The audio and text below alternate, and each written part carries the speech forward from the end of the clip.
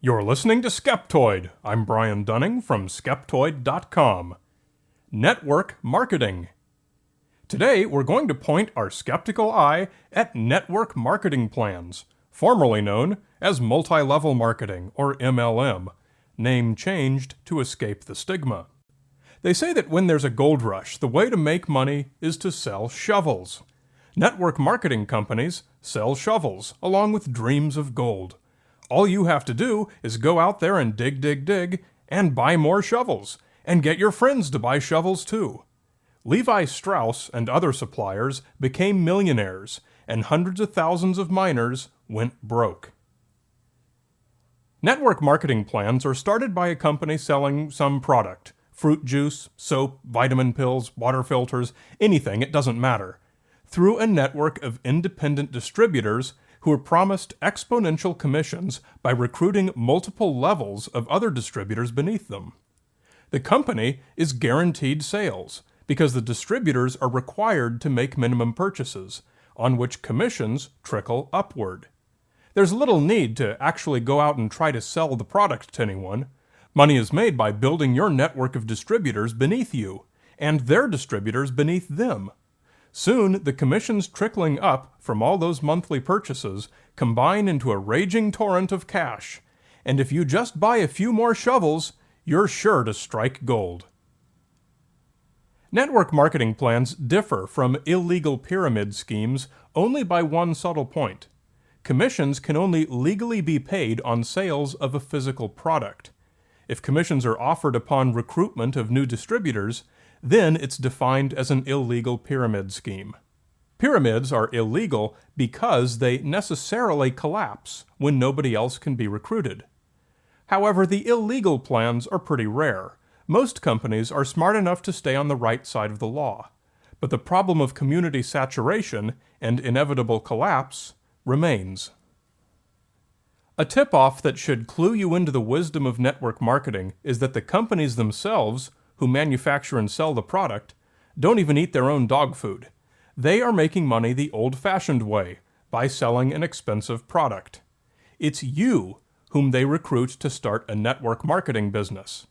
When an existing distributor pitches you and gets you to become a distributor yourself, you are required to make your initial purchase of, quote, inventory of whatever the product is. You either consume that product yourself or sell it to others. Your principal sales tool is the pitch that if your customers become distributors beneath you, they can buy the product at a discounted wholesale price. In most plans, in order to retain your distributor status and qualify for the wholesale discount, regular monthly purchases have to be made. But even this discounted wholesale price is usually far higher than the market value of comparable products available from the supermarket. Participants nearly always find themselves in the unenviable position of having invested a lot of money in their own required inventory purchases, and desperately trying to recruit new distributors in an effort to earn commissions on their inventory purchases, and hopefully recover their own investment. So this raises the question, how often does it work that way? How many MLM participants ever recover their own investments?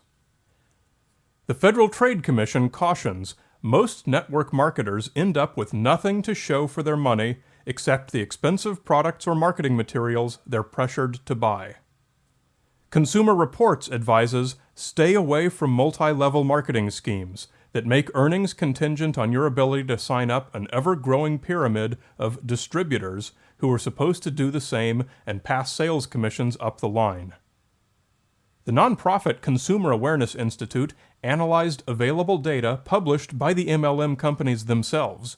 Of the companies surveyed, they reported the least successful was Amway Quickstar, where 99.99% of distributors lose money.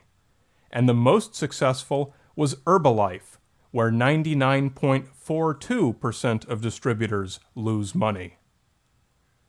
They also surveyed 200 tax preparers in 3 counties in Idaho and Utah, where 6% of the residents are active network marketing participants.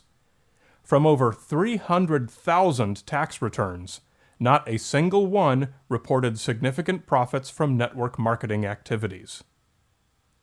In a Wisconsin lawsuit, the tax returns of the top 200 of 20,000 network marketing participants were examined by the Attorney General. The average income of this top 1% was minus $900. Newsweek found that fewer than 1% of Mona V distributors ever qualify for any commission at all, and less than 1 in 1,000 recovered the cost of their required monthly purchases. So if network marketing plans don't work, why do people buy into them? Network marketing plans are easily sold by simply laying out some compelling mathematics on a whiteboard. A typical program sets 5 downline members as the goal for each participant. To be successful, you need only recruit enough people to end up with just 5 who actively participate.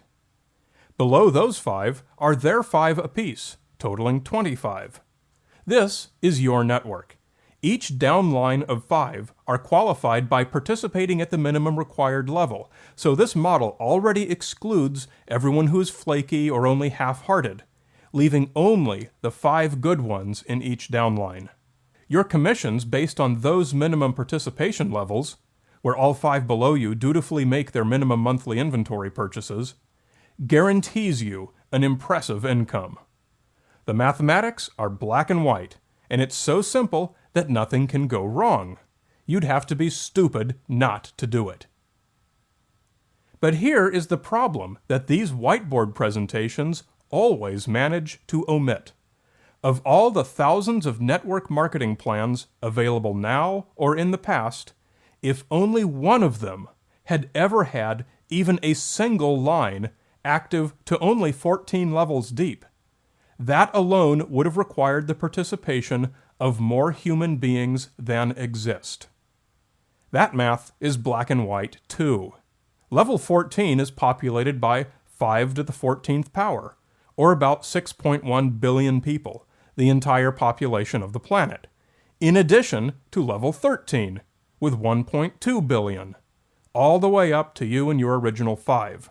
You can answer, oh sure, but a lot of the people don't get all 5, or they flake somehow.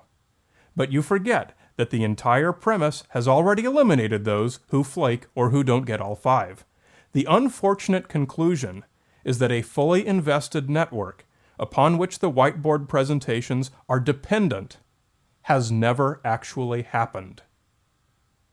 A fundamental reason that such networks fail is that they depend upon recruiting people to compete with you. If you own a shoe store and you pitch every customer on opening their own shoe store instead of being your customer, very soon you're going to have a neighborhood full of shoe stores where everybody's trying to sell and nobody's left to buy. It doesn't take an MBA to see that this is pretty much the polar opposite of a sound business strategy. So let's say you tried to make it sound and said, forget the multi-level recruiting, I'm going to focus on selling the product. Is anyone doing that successfully? It would not appear so. During yet another lawsuit in the UK, the government found that less than 1 in 10 participants ever sold even a single product to another person. Since the company has its distributors as a captive audience required to make regular purchases, the products are typically grossly overpriced compared to similar products available in supermarkets. This makes their sale a dubious prospect for those few distributors who ever do attempt retail sales to customers. Surveys show that nearly all products purchased by network marketers are consumed by the distributors themselves. This fact is rarely mentioned in the sales pitches. Instead, they typically promote the merchandise, referred to as lotions and potions by MLM critics, as wondrous super products that will be in high demand. But you should always beware of success stories coming from MLM distributors. Most MLM companies pay shills who lie about having had multi-million-dollar success with the scheme. These are typically the ones who travel around giving seminars, pitching motivational materials, and putting on recruiting extravaganzas that have been criticized by the Federal Trade Commission for promoting an almost cult-like religious mania as a substitute for sound business practices. I've spoken with enough friends and other people who are into network marketing to know that the default response to this is, "Oh, but this plan is different." Sure, every plan has different tweaks and details, but fundamentally, they are all the same. The company is going to make tons of money selling an outrageously overpriced product every month to their captive audience buyers, you and any friends you recruit. Not one of you has any realistic hope of coming out ahead. My advice to everyone involved in network marketing: simply stop now. Stop convincing yourself that profits are just around the corner if you buy just a few more cases of expensive product. Just stop now. Walk away, consider it a lesson well learned, and don't give them another dollar. One final tidbit I'll leave you with. On average, 99.95% of network marketers lose money. However, only 97.14% of Las Vegas gamblers lose money by placing everything on a single number at roulette. So, if you're thinking about joining a network marketing plan and aren't dissuaded by the facts I've presented, consider instead going to Vegas and placing all your money in a single pile on number 13. Sooner or later, you're going to have to take my advice and just stop now. Skeptoid is made possible only by support from listeners like you. To find out what cool new exclusive material is on the DVD-ROM you'll receive for supporting Skeptoid at just 99 cents an episode, come to Skeptoid.com and click on Support Skeptoid. You're listening to Skeptoid.